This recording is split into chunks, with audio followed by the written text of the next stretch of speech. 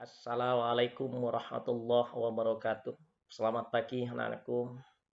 Syukur Alhamdulillah pada pagi hari ini Bapak diberi kesempatan untuk menyapa anak-anak Bapak yang sedang berbahagia ini. Pertama, Bapak ucapkan selamat datang di SMP Negeri 1 Omben dan selamat atas diterimanya anak-anak Bapak di SMP Negeri 1 Omben ini. Semoga anak-anak Bapak cepat move on dari masa lalu, dari masa anak-anaknya, di mana mungkin kalau dulu waktu SD belajar itu bukan menjadi suatu kebutuhan bagi kalian. Belajar seakan-akan hanya untuk mengikuti arahan dari guru, arahan dari orang tua dan lain sebagainya. Ketika di SMP ini mudah-mudahan anak-anak Bapak sudah menyadari betul akan pentingnya belajar, akan pentingnya menuntut ilmu dan lain sebagainya. Sehingga pembelajaran jarak jauh ini tidak menghalangi anak-anak Bapak untuk senantiasa mengukir prestasi, untuk senantiasa mencapai cita-cita yang anak-anakku inginkan. Pada pagi hari ini kita akan belajar pendidikan agama Islam dengan tema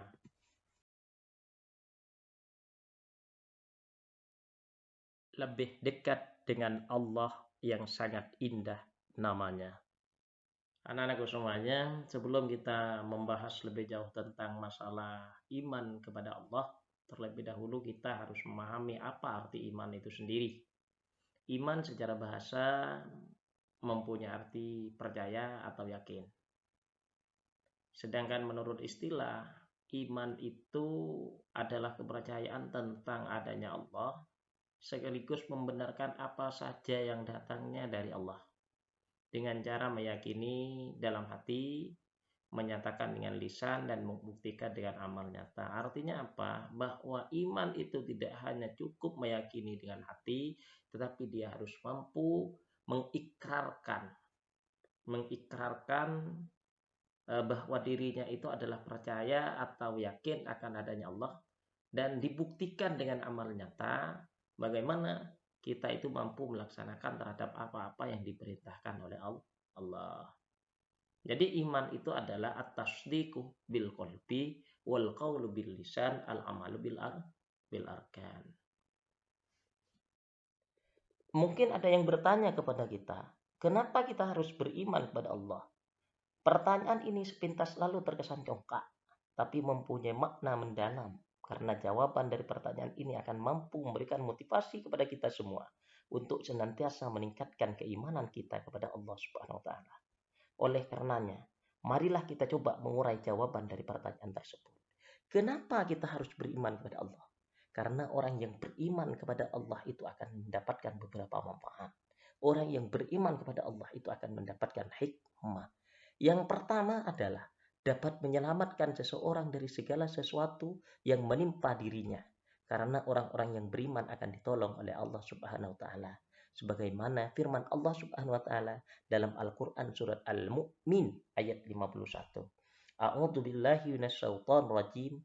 Inna lanansuru rusulana walladzina amanu fil hayatid dunya wa yauma yaqumul ashhad. Sesungguhnya kami menolong rasul-rasul kami, kata Allah. Di samping rasul-rasulnya yang ditolong oleh Allah, yaitu orang-orang yang beriman juga akan mendapatkan pertolongan dari Allah. Kapan mereka akan ditolong oleh Allah? Fil hayatid dunya, yaitu pada waktu di kehidupan dunia. Di dunia itu manusia sudah, orang-orang yang beriman sudah ditolong oleh Allah. Dengan cara diberikan petunjuk melalui Al-Quran, mana yang hak dan mana yang batil. Sehingga orang-orang yang beriman itu akan mampu menjalankan yang hak dan menjauhi yang batil. Dan yang kedua adalah kapan mereka akan ditolong, yaitu yauma yakumul ashhad, yaitu di akhirat atau pada saat berdirinya saksi-saksi, di mana banyaknya harta, tingginya jabatan tidak lagi bermakna karena tidak akan bisa membantu kita semuanya. Kelak kita tak lagi bisa menutupi segala bentuk pola tingkah laku kita selama di dunia, karena segala anggota badan kita, tangan kita, mata kita, kaki kita, dan seluruh anggota badan ini akan memberikan kesaksian atas perilaku-perilaku kita selama di dunia. Nah, pada saat itulah kita akan ditelanjangi betul akan dosa-dosa kita. Di saat itulah pertolongan Allah akan datang bagi orang-orang yang beriman. فَمَن يَعْمَلْ مِثْقَالَ ذَرَّةٍ خَيْرًا يَرَهُ وَمَن يَعْمَلْ مِثْقَالَ ذَرَّةٍ شَرًّا يَرَهُ. Artinya apa? Bahwa perbuatan baik dan perbuatan buruk orang-orang yang beriman itu adalah sama-sama diperhitungkan. Dan apabila masih ada amal baiknya yang didasari iman kepada Allah, kelak tetap dimasukkan kepada surganya Allah Subhanahu wa taala, walaupun melalui proses masuk neraka terlebih dahulu sesuai dengan amal perbuatannya. Yang kedua, orang yang beriman kepada Allah, hatinya menjadi tenang dan tidak gelisah, sebagaimana firman Allah dalam Al-Quran surat Ar-Ra'd ayat 28. A'udzu billahi minasyaitonir rajim. Alladzina amanu wa tatma'innu qulubuhum bidzikrillah. Ala bidzikrillahi tatma'innul qulub. Orang-orang yang beriman, hatinya menjadi tenang dengan mengingat Allah.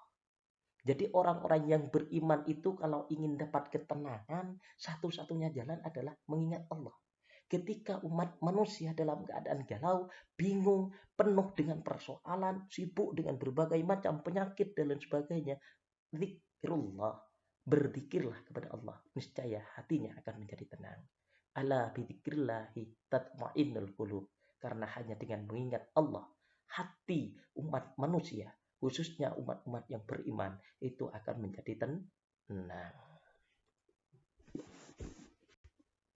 Hikmah yang ketiga yang dapat diterima oleh orang-orang yang beriman adalah akan mampu mendatangkan keuntungan. Tanpa dibekali iman kepada Allah, seseorang akan berada dalam kerugian.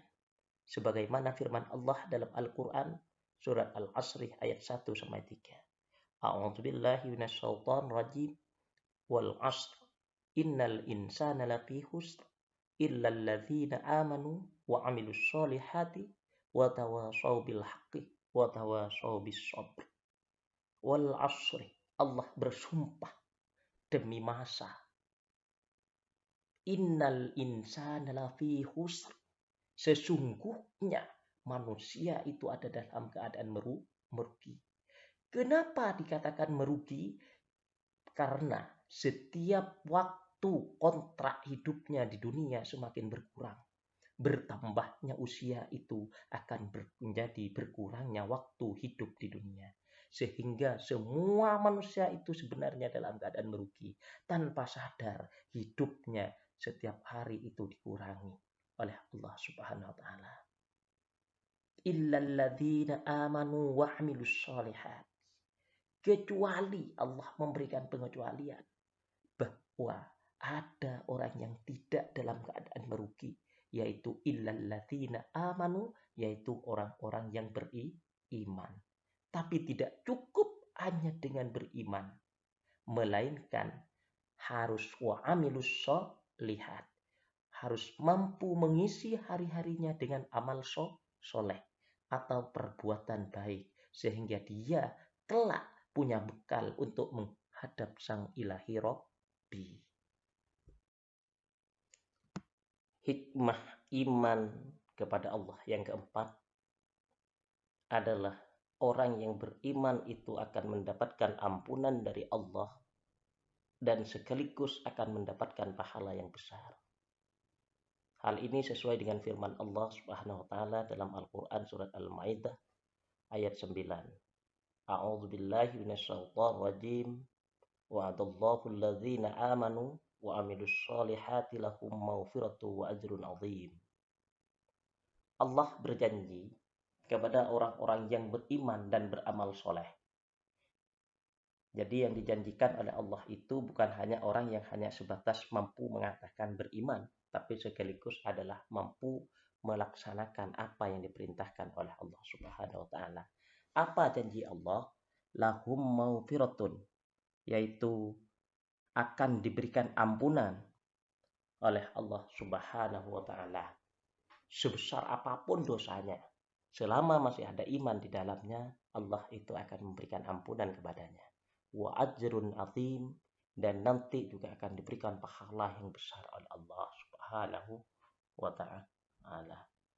Kalau sudah dapat ampunan sekaligus pahala dari Allah Subhanahu wa taala, maka tidak lain dan tidak bukan balasan yang akan diterima oleh orang-orang yang beriman kelak adalah akan dimasukkan ke dalam surganya Allah. Jazaohum inda rabbihim jannatu adnin tajri min tahtihal anhar khalidina fiha. Mereka telah akan dimasukkan kepada surganya Allah Subhanahu wa taala. Itu hanya sebagian kecil dari hikmah yang akan diterima oleh orang-orang yang beriman. Masih banyak lagi hikmah yang akan diterima yang akan didapatkan oleh orang yang beriman. Oleh sebab itu, maka sudah selayaknya dan sepantasnya lah kita harus beriman kepada Allah Subhanahu wa taala. Anak-anakku semuanya, setelah kita mempelajari tentang hikmah, tadi diharapkan kita akan lebih termotivasi untuk meningkatkan keimanan kita kepada Allah Subhanahu wa taala. Masuk pada tema awal yang telah Bapak sampaikan tadi, bahwa lebih dekat dengan Allah Subhanahu wa taala yang sangat indah namanya. Berbicara masalah nama yang sangat indah yang dimiliki oleh Allah itu adalah yang biasa disebut oleh kita selama ini adalah Asmaul Husna. Apa sih Asmaul Husna itu sendiri? Secara bahasa, Asmaul Husna itu berarti nama-nama yang baik atau nama-nama yang indah, sebagaimana di tema itu. Secara istilah, Asmaul Husna adalah nama-nama yang baik yang dimiliki oleh Allah Subhanahu wa taala sebagai bukti keagungannya.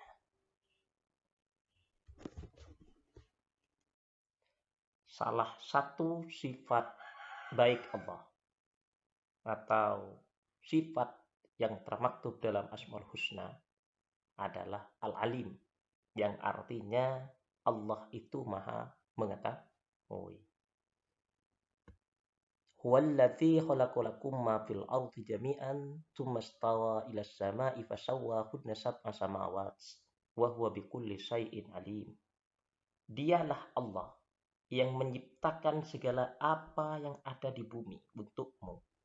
Kemudian dia menuju ke langit, lalu dia menyempurnakannya menjadi 7 langit. Dan dia Allah Maha mengetahui terhadap segala sesuatu. Maha mengetahui berbeda dengan pintar.